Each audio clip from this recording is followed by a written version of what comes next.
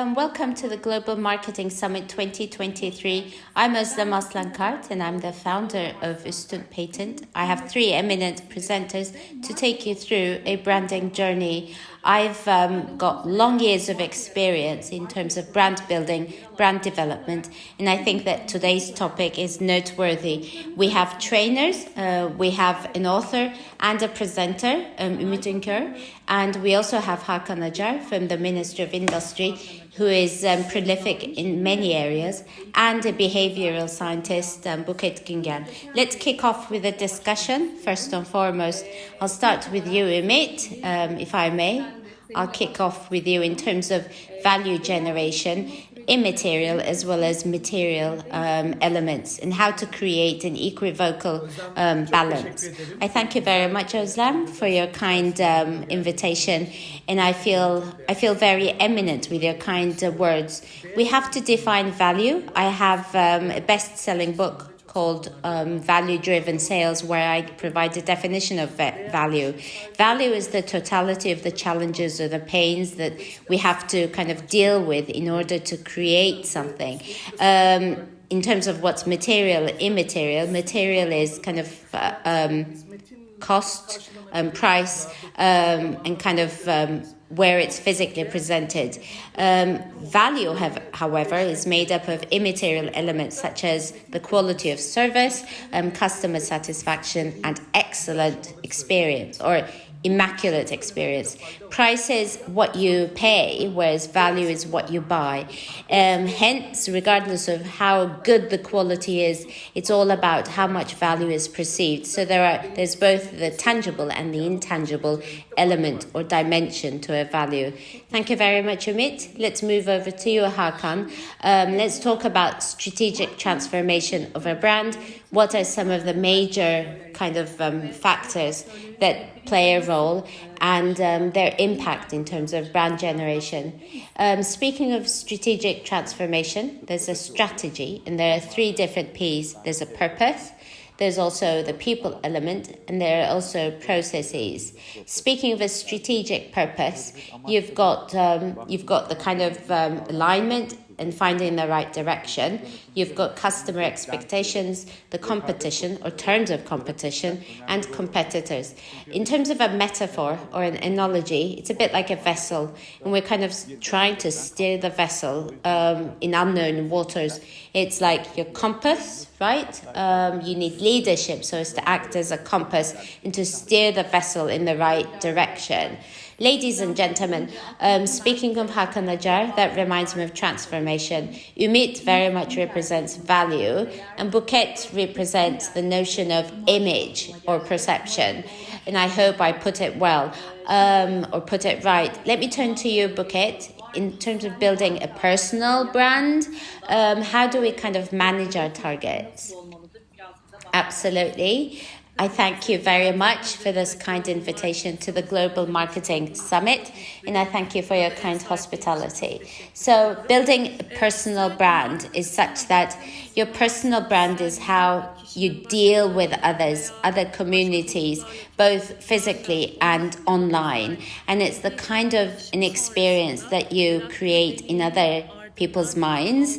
It's kind of the combination of emotions, sentiments, feelings, and experiences that you create. So what you're doing is you're actually making a commitment or creating a promise, and that's to do also with your purchasing behavior. So I'm actually buying what the brand promises to me.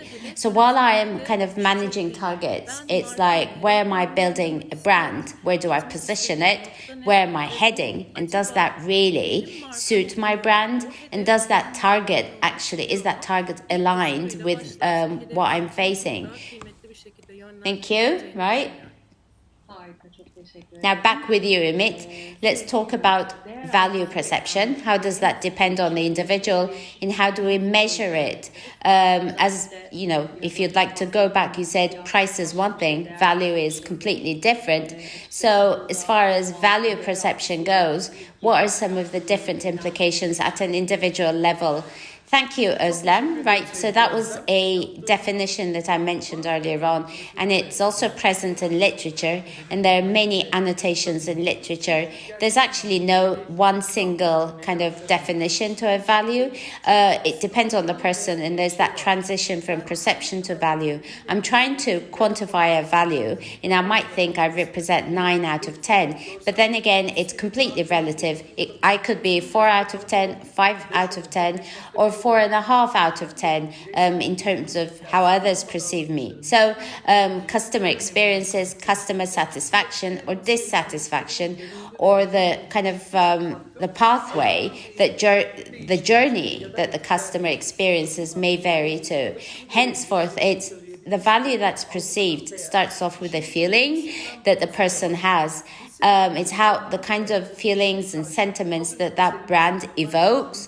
I think of, that reminds me of what was said earlier on. It then is translated into the value depending on the interaction that you've had with that product or service.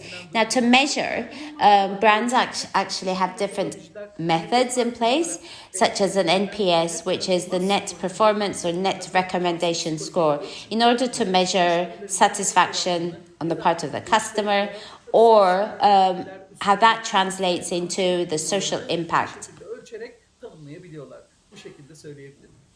Right, back with you, Hakan, now. Brands evolve over time, and how do you define the role of leadership in terms of how brands evolve, and how do you think that might impact an organization's overall performance? I think that's really valid in terms of leadership.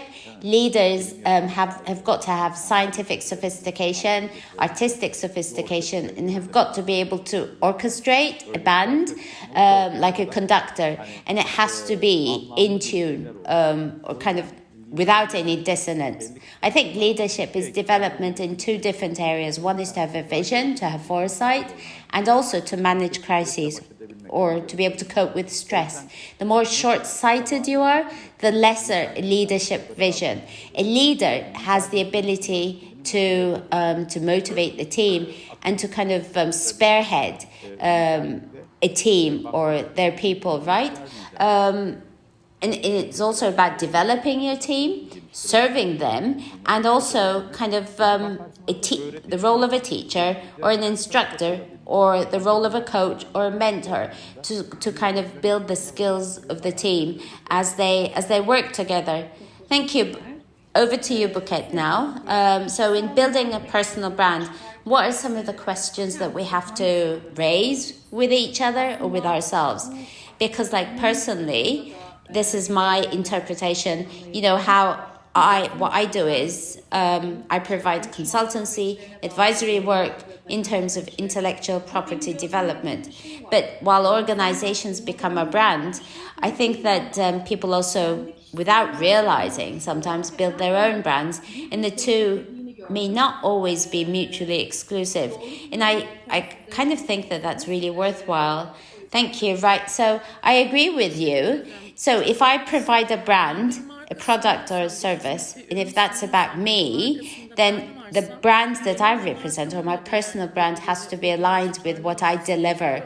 And it's very much to do with trust or confidence. In terms of brand management, say I've embarked on a journey, there's some questions that I've got to pose, such as, what kind of perception do I want to create? What are some of the values I want to build? What are my commitments, promises, and where do I want to be kind of heading by building that brand?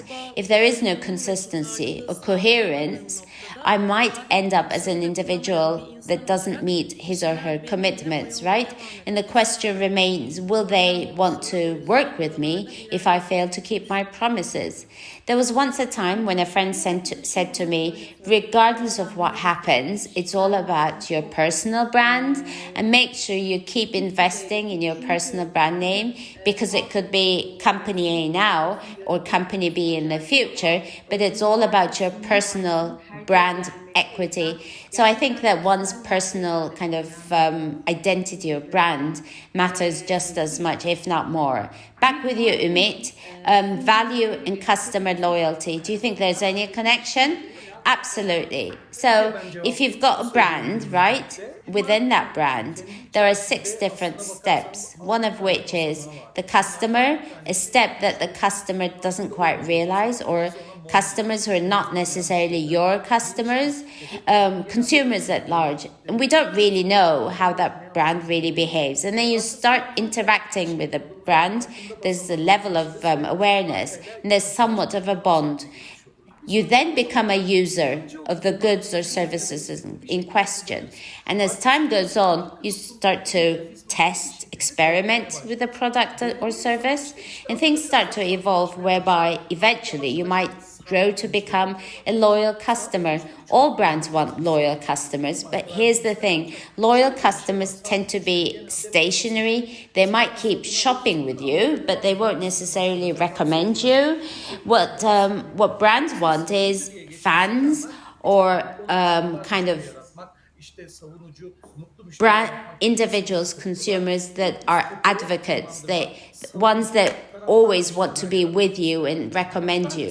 And here's the thing, what they do is, if they're satisfied with the product or service, number 1, they'll recommend it to others. Number 2, they won't go for other options. And number 3, they'll go back and buy again. So they promote you. You don't necessarily have to pay them or reward them, but they'll keep kind of recommending your product or service. So it's about value, the perception of value. And the minute you've got advocates, fans, those who are passionate about your brand, the world is a wonderful place. So I love a loyal customer. The customer knows you. You don't have to kind of say anything more, or go the extra mile. But then again, here's the thing with a loyal customer. Can't I call them and can't I say, can't you be a champion? Like, why won't you recommend me to others, right? To, in a way, kind of transform his or her mindset. I agree with you, and it's what we call, or it's how we define in terms of the Pareto effect.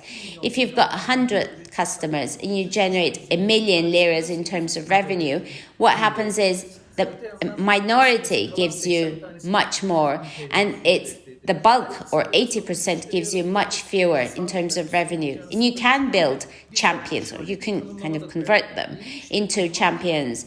Acquiring new customers is way more expensive than retaining your current customers. You have to build, you have to nurture, you have to grow your current customers, and eventually aspire to turn them into champions. I feel as if I've undergone some substantial training with you, and I'm really happy to have had you at my panel this afternoon. Speaking of a brand's transformation strategy, data and analytics, what exactly is the role, and why do you think decisions driven by data and analytics matter so much? We're now in Industry 4.0, or the information age. It's all about data, right? If you're able to retrieve data from one single point and integrate it, well, all is well. It's a bit like oil. It's actually not even oil. It's as essential as water, potable water. So data or tendencies are all about your preferences in your decision making. In order to understand what the customer wants, you have to have a thorough assessment of data. I am an aircraft engineer, and whoever is an engineer in and around me, what I do is I'd like to refer to them as smart. So it's got to be understandable, analytical, clear-cut, and numerical, and kind of tell me where we are now and where we should be heading with a smart language to the engineers around me. We have to have confidence in data in order to be smart, and we have to analyze data properly and properly execute what data tells us. Back with you, Buket. An individual's brand or personal brand, a personal image. What are some of the components of building a personal image in order to become a personal brand name. So it's the totality of the value that you represent. And your personal image is about how you perceive yourself and how others perceive you. I think this very much goes back to what Hakan was saying, right? We've got to be analytical, but it's also about your emotional intelligence, your EQ. And that's like how you kind of build a rapport with others. So that's to do with the appearance, right? It's not necessarily about being pretty or good looking. It's about being clean cut, not being sloppy, and also having the right verbal skills or non-verbal communication skills, such as body language. Like, do you use your body language properly? Your gestures, your expressions, and also the use of the right language. Like, if Turkish is my native language, am I eloquent in Turkish? If it's, I don't know, like 100 words, it's probably not good enough. So you need to be really eloquent and speak properly, speak well, and also like go on to build trust. If I'm not able to build trust, if I've not got the self-esteem, it's like, why would others trust you? Why would others want to work with you if you don't even trust yourself? Okay, so that reminds me of social media, the use of social media and proper use of social media. So the question is, do you think social media is good for your personal image? Could be good or bad. You might think it's good, but it could also be detrimental. So I'm curious to find out what you have to say about social media, both positive and negative, because if it's an open account, you can get all sorts of reviews, comments, compliments, or kind of unconstructive criticism. So the point is, like, am I consistent? Am I coherent? Do my words match my actions? And vice versa. If there's a contradiction, or if it's controversial, then I'm going to be exposed to all sorts of negative criticism, right? With my posts in social media, or with the contents that I generate in social media. There was once I shared a piece of content. 10 minutes later, a client called, and I was feeling really poorly. My client said to me, but you looked so well, so perky on Instagram. Are you really ill? And I was like, yes, I'm really, really poorly. So it's about how you represent yourself. You can represent yourself in any way that you like. So I think it's high time that we use it properly. Like, if I'm poorly, then I should definitely kind of share a post that makes me look poorly. Over to you, Ümit. What are the psychological factors that help to build value? Now, Hakan, Buket, thank you ever so much. They're precious, and you're doing a wonderful job in terms of moderating this session. I think we need another definition. A value is a combination of all the pains, the struggles that you have to go through. And there are lots of impediments, and all challenges help create value. It's a bit like how diamonds are formed all through centuries, right? We're now at the Global Marketing Summit 2023, and it's only after a while that we will appreciate its value, so it takes a bit of time. Psychological impact is such that value, in a way, can be generated in ubiquitous ways.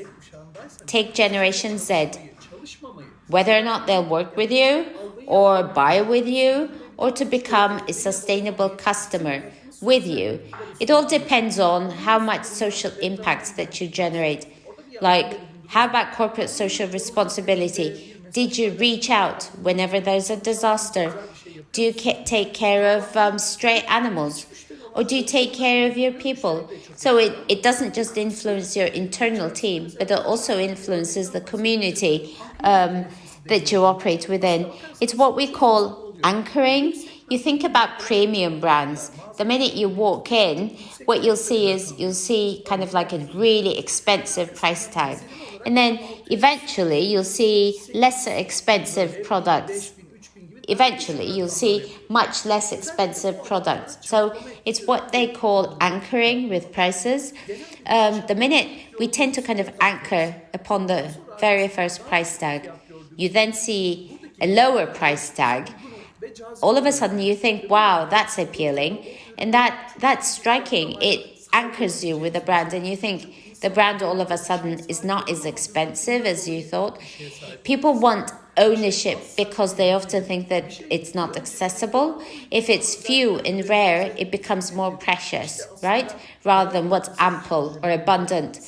When you're doing value-driven sales, it's not about the price. It's all about reinforcing the value. Value can't always be unraveled very easily, but it certainly has a key role, a magical role to play.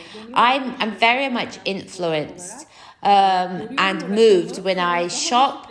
I see the prices, and then every time I buy something less expensive, I feel good about myself. So I'll think of you whenever I go out shopping, and it's going to impact my behavior. You think about a flight, right? There are 3 different prices. Whenever you're going to buy a plane ticket, that's anchoring.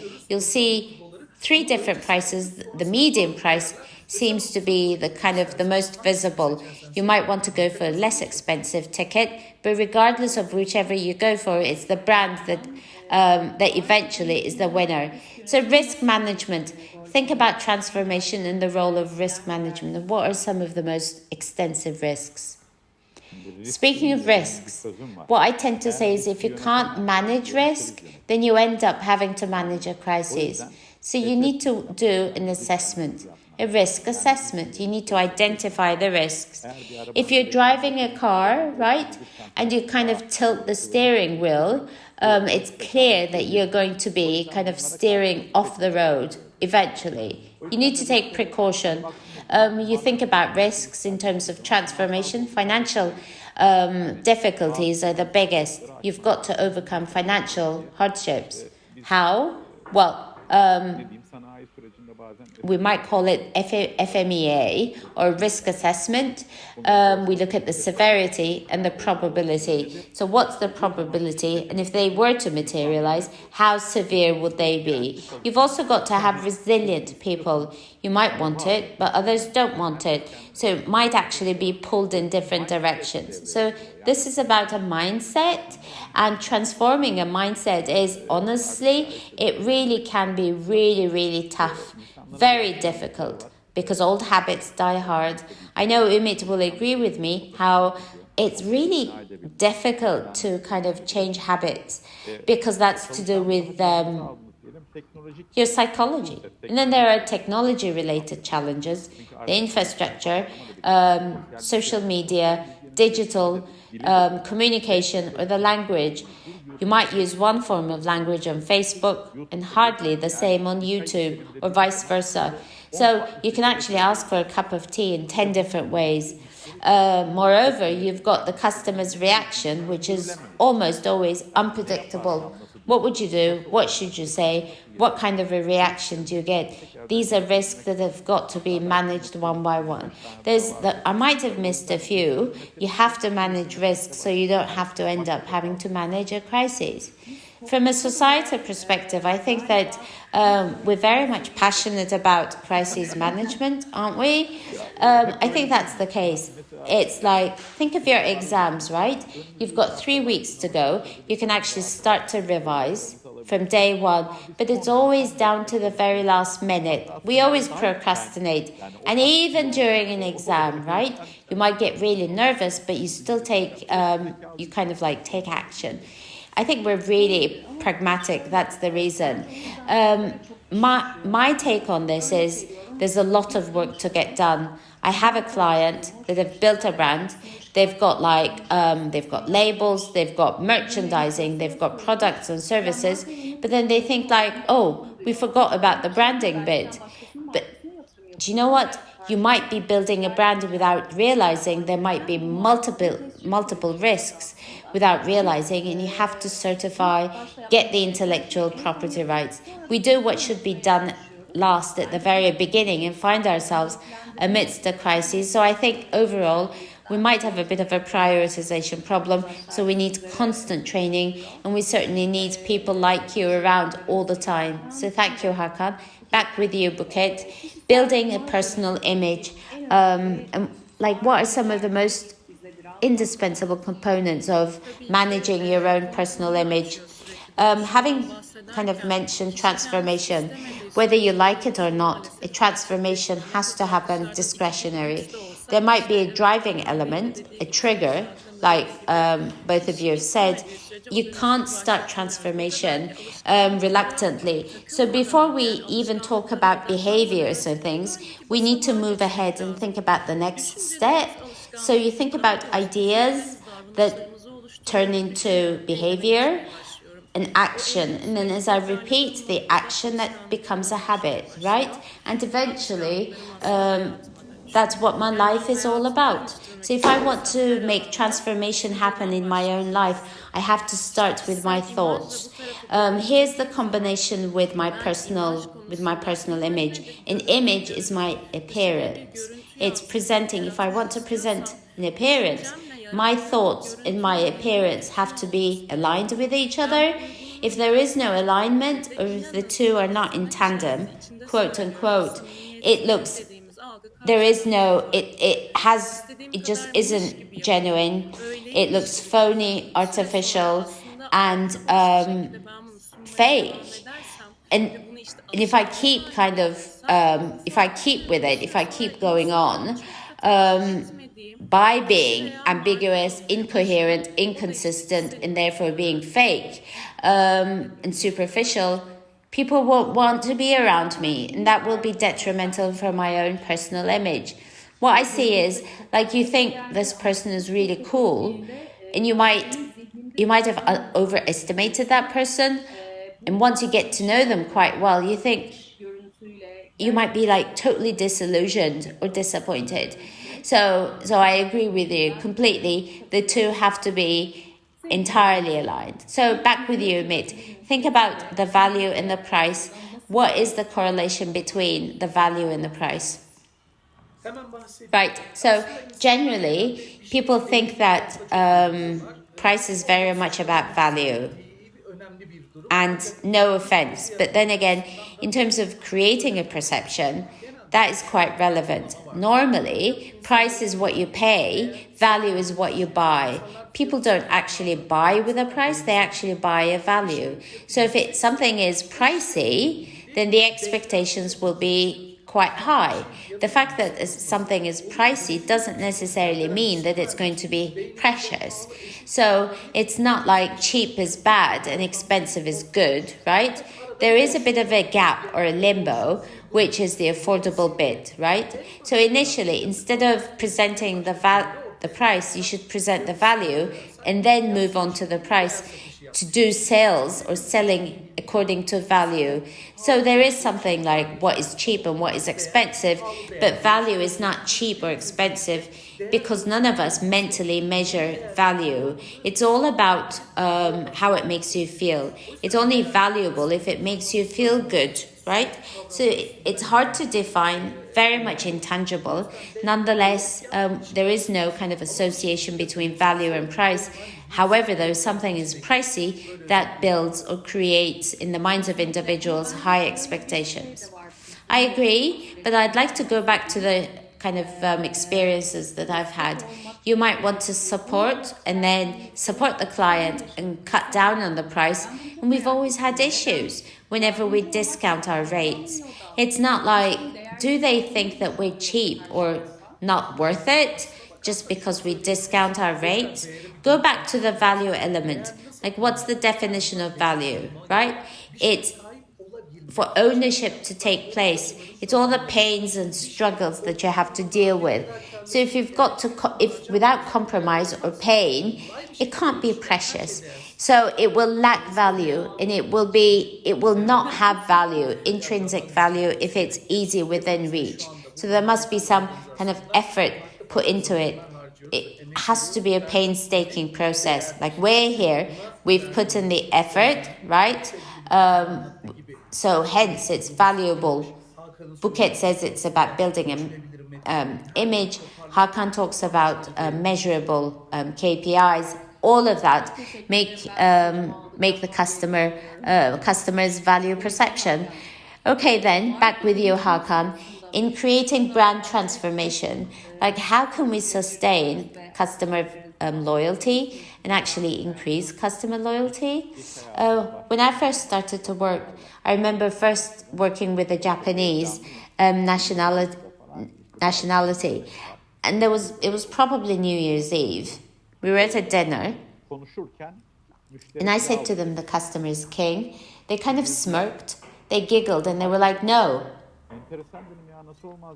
And I was like, how come? They said the customer is God. Customer is the Almighty, right? Not just king. And do what the customer tells you. I'm a customer. I keep shopping, and others buy from me. So internally and also externally, we've got to see each other as customers in order to be fast, flexible, and cost effective in the products and services that we deliver. So I think this is significant, and we don't want to start off and end in a Turkish manner. It's got to be sustainable, it's got to be standardized and highly disciplined. I think this journey is a bit like a competition because it's a bit like a contest because there's a lot of competition, and that makes you want to innovate. You've got to be a leader, you've got to spearhead, you have to pioneer so they are loyal to you and that you can keep acquiring new customers. Very well said. My last question goes back to you, Buket. Right, so the question is trust. In terms of trust, why does that matter in terms of building perception and your personal image? Ultimately, like both of my colleagues have given us such valuable pieces of advice, and let me just kind of make this the cherry on the cake. And I'd just like to say that we only want to work with people that we trust. We want to travel with the people that we trust, and we only want to have relationships with the people that we trust. There might be sometimes at work when you have to. You might not trust the person, but you just have to work with them in one way or the other. But we'd like to kind of make that journey last longer if we trust them. It has to be consistent, constant, sustainable, and that's to do with the bond between the brand and the consumer. I might be presenting a brand, but there's a consumer, right? A buyer. And so the question is, why should they want to work with me?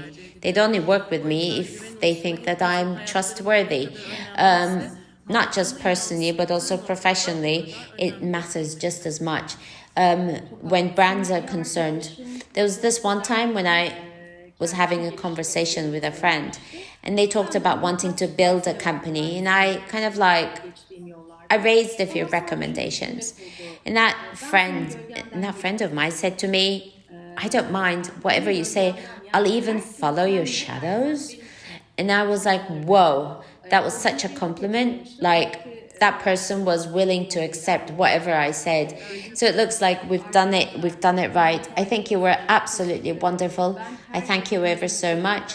I've thought about the sentences in full length, and I couldn't even catch up because I think that there's such depth of information out there. We can actually go on with this conversation for much longer, but let's keep it brief and absolutely delectable. I thank you for your efforts and thank you for kindly accepting our invitation. Look forward to having you again. Thank you. Thank you. Çok teşekkürler.